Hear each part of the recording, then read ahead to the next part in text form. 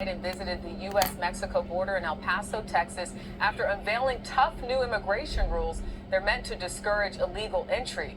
The border town of El Paso has seen a massive wave of migrants and asylum seekers. Christina Ruffini is at the White House tonight with how a change in leadership could impact how lawmakers respond. Christina, good evening. Good evening, Jerika. Well, with Republicans now in control of the House and Democrats holding the Senate, it's going to be even more difficult to pass any meaningful immigration reform. But look, both parties agree the current policies aren't working. And today, President Biden came face to face with their ramifications. Surrounded by border agents, President Biden walked along the fence separating the U.S. and Mexico. It's his first trip to the border since taking office.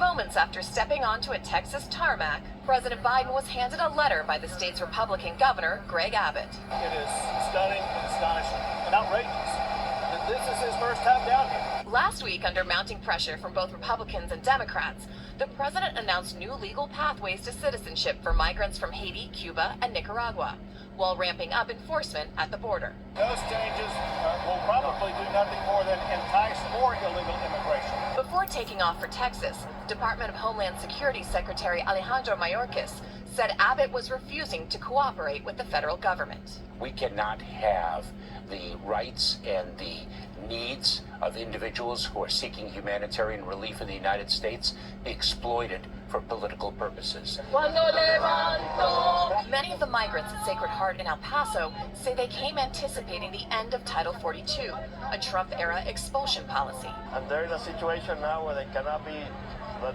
obviously if they go back to their country, they could face harsh consequences or even death. But the Supreme Court halted repeal of the measure until it can hear a lawsuit brought by Republican-led states, including Texas, leaving the path ahead unclear.